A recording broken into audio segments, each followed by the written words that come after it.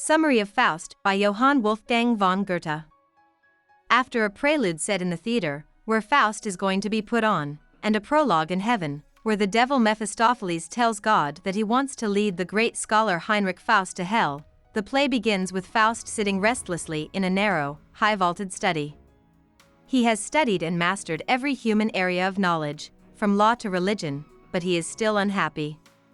So, because he is bored, he turns to magic. He hopes to learn about the deepest forces of the world through magic.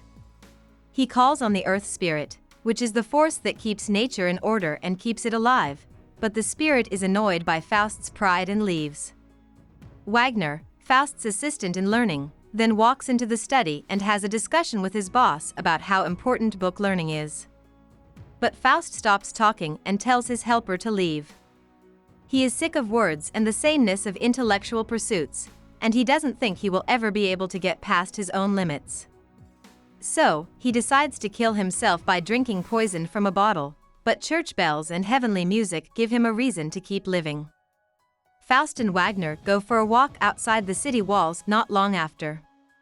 It is a lovely spring evening, and Faust talks about how beautiful and well-balanced nature is.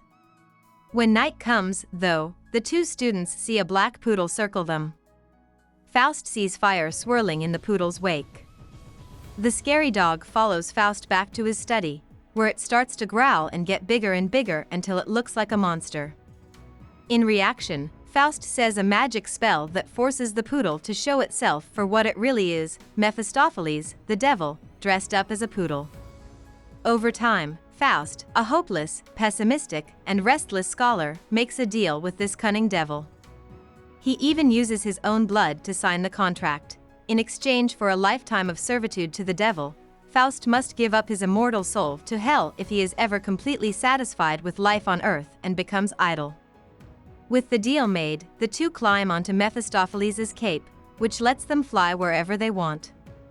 The first place Faust and Mephistopheles go is Leipzig, where they give away free wine to people in Auerbach's wine cellar, only for the wine to turn into scary fire. The next place they go is the witch's dark kitchen, where Faust sees a strange reflection of a beautiful lady in a mirror that makes him very angry. He also drinks a potion that makes him 30 years younger. The devil laughs because now he'll see Helen of Troy in every skirt. Soon after that, Faust sees Margaret, also called Gretchen, on the street for the first time. She is beautiful and pure, and she has just been to confession. At least for Faust, it's love at first sight, and he asks Mephistopheles to help him woo and win this young woman.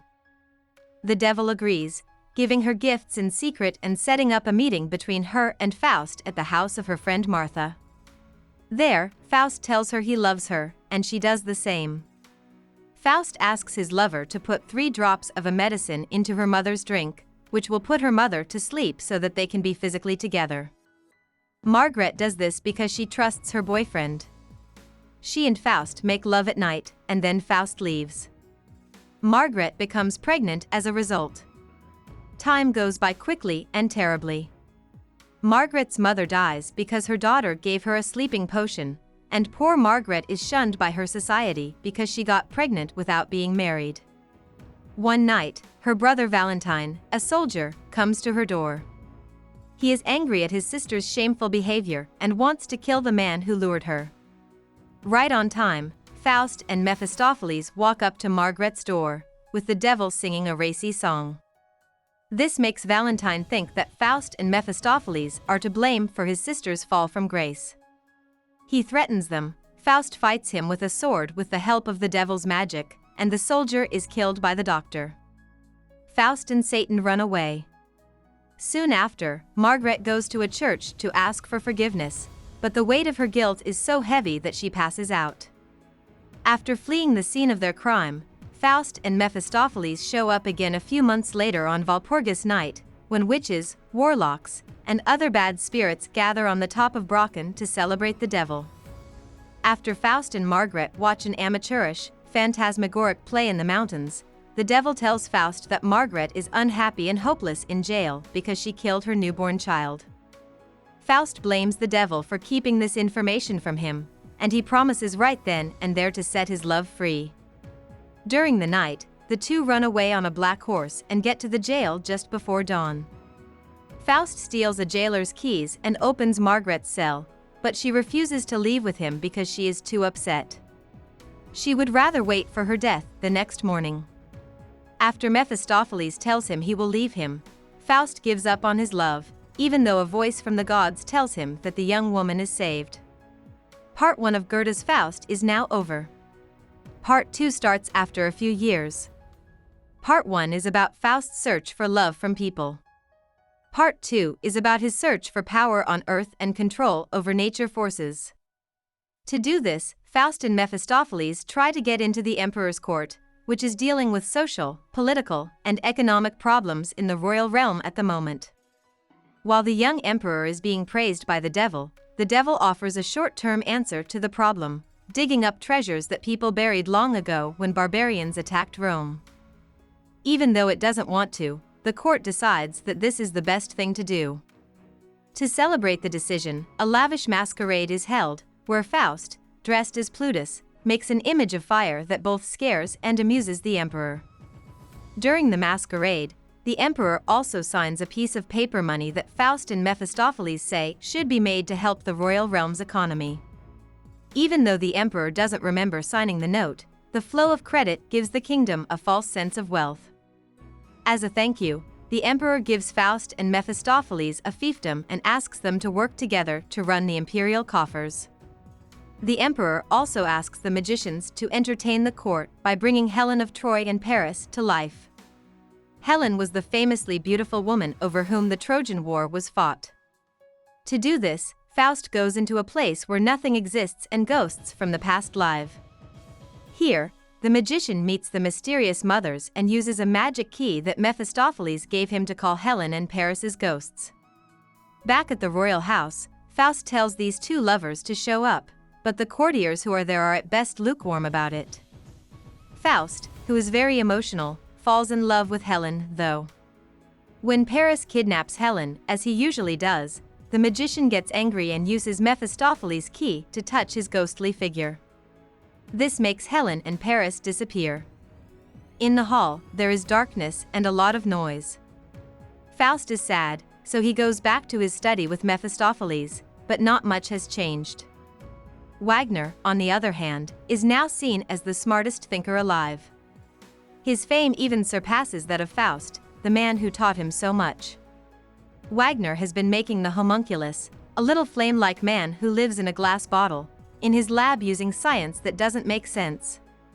Wagner couldn't make the thing come to life on his own, but when Mephistopheles shows up, the bottle shakes and homunculus talks for the first time. This seems to be a sign that the creature has been born. Homunculus suggests that he and the devil take Faust to Greece so that he can feel better by enjoying the joys of Walpurgis night in the classical world. The three fly away on Mephistopheles' cloak, leaving Wagner to study. On classical Walpurgis night, all the characters from Greek mythology, like griffins, sphinxes, harpies, nymphs, and satyrs, walk around. Faust, Mephistopheles, and Homunculus all went their own separate ways. Faust goes to the temple of the Dr. Manto, which is also a doorway to Hades, the Greek underworld, where he hopes to find Helen's ghost and bring her back to life. Mephistopheles wants to have sex with witches in Thessaly, so he dresses up as Phorkys, a monster who can be both male and female. In the end, Homunculus wants to live a good life, which he finds in the Aegean Sea, where all natural life began. The shapeshifter Proteus changes into a dolphin, and Homunculus rides on its back to the open sea. There, the little thing shines with love like a fire. He breaks his vial, and his burning body hugs the waves. This is the strange result of science making peace with nature. Faust's wish that Helen be freed from her spirit future so she can live again in a timeless moment is also granted. After the Trojan War is over, she is in the rooms of her husband Menelaus, but Phorkys Mephistopheles tells her that her husband plans to kill her. Helen accepts the devil's offer to take her and her friends right away to the castle of a powerful and kind master, which is, of course, Faust. As the devil said he would, she and her friends are suddenly in the inner courtyard of Faust's castle. Helen is kindly welcomed by the horse's owner, and the beautiful Greek woman and the strong Germanic man fall in love. She gives him her hand, and they are both so happy. Menelaus's forces march toward Faust's castle, but they are pushed back quickly and loudly. Soon after that, Faust and Helen have a child named Euphorion, who is a genius in nothing less than poetry itself. But Euphorion gets his father's fatal restlessness and dies after climbing to the sky and falling from it. As soon as Faust and Helen got married, they were separated. After Euphorion died, Helen went to the underworld to be with her dead son. In sadness, Faust rides away in a cloud made of Helen's clothes. Faust tells Mephistopheles on top of a rock that he has one last big plan. He wants to make new land by turning the sea back on itself. The only problem is that he needs a coastal kingdom, or a country on the coast that he can rule, in order to do this. Then they hear drums and music that sounds like war. The devil tells them that the emperor is at war because the paper money in the empire gave him a false sense of prosperity, which led him to try to rule his people while also living a life of excess pleasure. This, in turn, has led to chaos and rebellion. The devil tells Faust that he should help bring peace back so that he can get a seaside kingdom in return. Faust agrees, and even though he doesn't want to, the emperor accepts the help of the devil and the wizard to stop the anti-emperor. Faust and Mephistopheles keep the emperor in power by calling the three mighty men and using black magic. This gets them the prize they want, a property by the sea. A long time goes by. Faust is now 100 years old. He has spent half his life working on his plan to make new places, and he is almost done. He has been a smart and fair ruler of his fiefdom. But he can't get a small piece of land that belongs to an old married couple, Baucis and Philemon. It's a house with a linden tree next to it. Faust wants their property over and over again, and finally gives in to the urge to take what isn't his. He tells the devil and the three mighty men to move the old couple and take their property without hurting them. They do what Faust says, but in a much more dramatic way, with blasts, fire, and death. Faust, feeling hopeless and tired, goes to an inner room of his house, where Care, in the form of a gray woman, attacks him with the weight of his sins.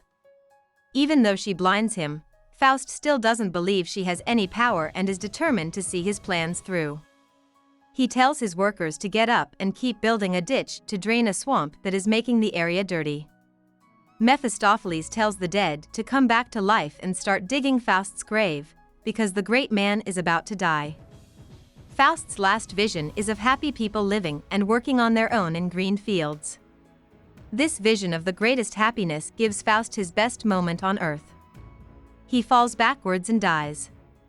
The dead bury him while Mephistopheles calls up the armies of hell to get Faust's soul and drag it down to hell.